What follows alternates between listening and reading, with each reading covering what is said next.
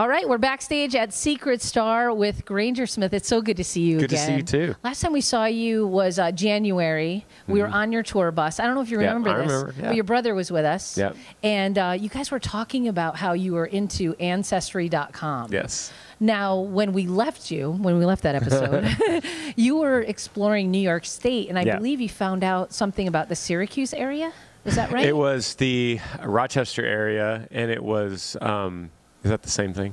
Sort of. Okay, That's okay. Syracuse, Central New York, Rochester, Western New York. So it's still New York Gotcha. State. So we tracked it back to Scottsville. Okay. Scottsville, New York. And that was I forgot how many greats. He was the guy that brought the Smiths over the pond from Scotland. Wow. And then we found his son. I think he was in Pennsylvania somewhere. Then his son was buried in Scottsville. Wow. And he still, he was born in Scotland as a baby, but that was Richard Smith, and then everybody else in my ancestry was right there in that cemetery. Wow. Until the first guy moved to Texas, who was my great-grandfather, moved to Texas. Now, did you find anybody else with that lineage that still lived in that area, or was it? Oh, I mean, it's hard because it's Smith. Smith, I know, right? There's probably a ton.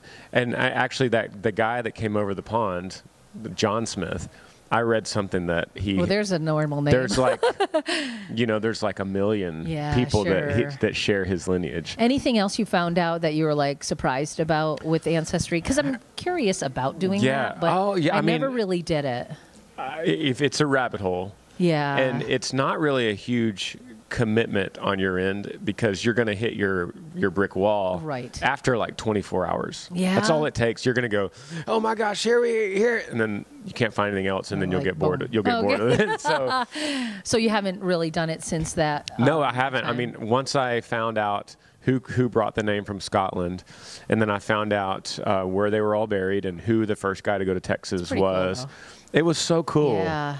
It was so cool, and to know I had this tie with New York, That's really cool. Well, we welcome you back. We're in upstate New York, the capital region, which is about 3 hours from Syracuse, about 4 hours from Rochester. It's a big state. People don't usually understand that. You say New York, I get it. Like the city. But I'm a New Yorker But myself. Now you know. So another thing you can find out on Ancestry is that it's so cool is you can go back and see their records, and you can see the farm animals they kept. Get out of here. How many acres they farmed. How many mules they had, how many children they had, and you see all that stuff. And then you look at the towns, and specifically in New York, where I was looking, in these little towns like Scottsville, New York, it's like Irish, French, German, Norwegian, Scottish, English. And you imagine what it was like at that time when everyone was born in another country and had a different accent. Together, and they came together and farmed in these little villages. It really is cool. I think I need to look into that. Yeah, for sure. I like that you guys did. You guys were amped about it, too. I still kind of am, It's really cool. Now, family is important. I know that. Yeah. And I know you've probably been asked this 1,000 times, but you met your wife in a really random way. Do you feel it was fate? And if you could tell a little bit about how it all happened. Yeah, well, I met her in a music video. Right. And we did an audition. It was my very first music video. This was about 10 years ago. And we did and we were just third-rate everything. It was my first everything. Right. And we did an audition from Craigslist ad. And it's like solid. That's the way you go, totally right? Solid. We no shady people there. We couldn't think of a better way to do it at the time. Right. Like that's all we had. We had to do it. And so we couldn't think of a better place because we didn't want to do it at a house. So we did it at a hotel lobby area, which is not even shady more at all. People are like, "Oh yeah, I'll go there." So we interviewed several girls, and I didn't really feel like there was a connection. Yeah. And so that night on Facebook, I saw under the people you may know on Facebook, I saw my wife's face. And I thought, that girl, whoever that is would be perfect for this video. Okay. So I just went way out on a limb and said, hey, you don't know me, but you're right, but how about this? I'm a singer and I have a music video, and would you be interested in possibly being in this? And was it a yes right away, or was she hesitant? She said, sure. She brought a friend with her so that she was protected. Yeah, that's usually what we do. And I think she did a little bit of research, but she was like, yeah, it sounds fun. Oh, that's cool. And then the rest is history, as they say. So 3 kids later. Yeah. 2, 4, and 7. Yes. Now, I have a 7-year-old. And I know how crazy it is. Yeah.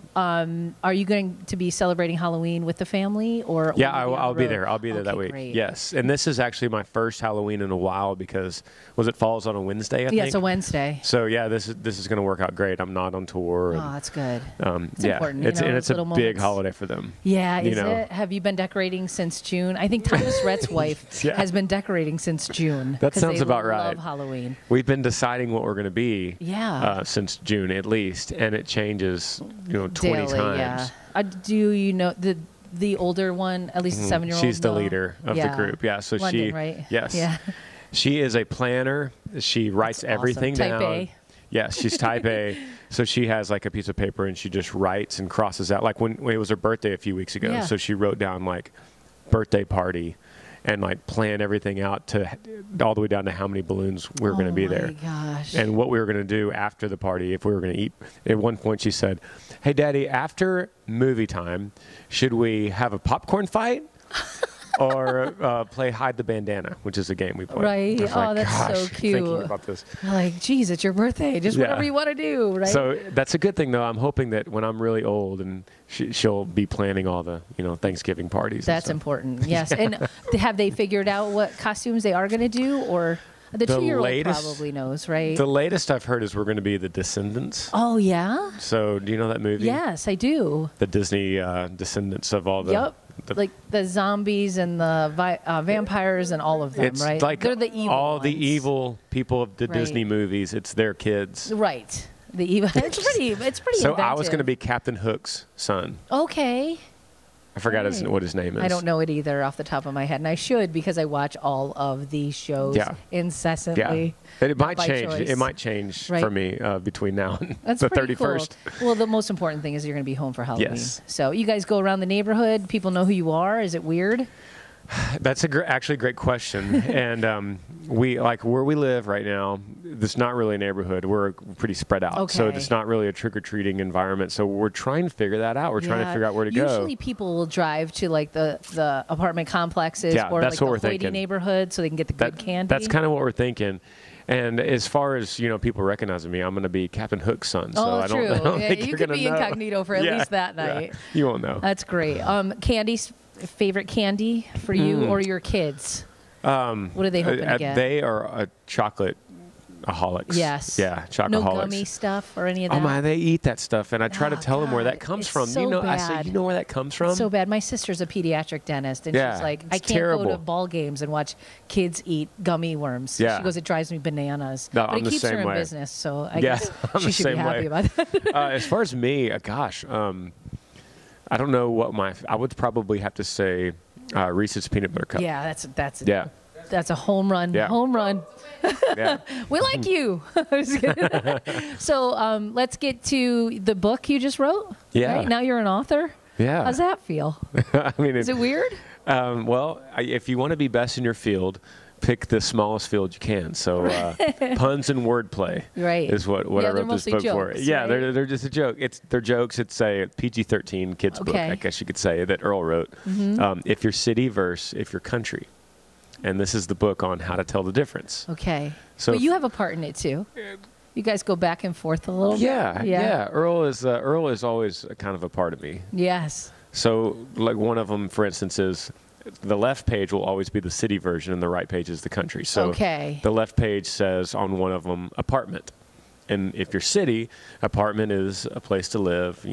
There's not many houses in the city. It's a small loft. But if you're country, chewing tobacco is better mixed together. A part wintergreen and a part mint. Apartment. I love it. So the final question, I guess, is to ask, will we see Earl Dibbles Jr. tonight? I could always channel Earl Dibbles Jr. and he will definitely make an appeance tonight. He shows up a little late, though, sometimes, at some point, yes. All right. He's probably looking for some skull. That's right. Scoring skulls somewhere. That's right. Well, Granger, thanks for a couple minutes. We're so happy to have you here at our Secret Star show. We can't wait to see you on stage. I can't wait to play it. Thanks so much. You're welcome.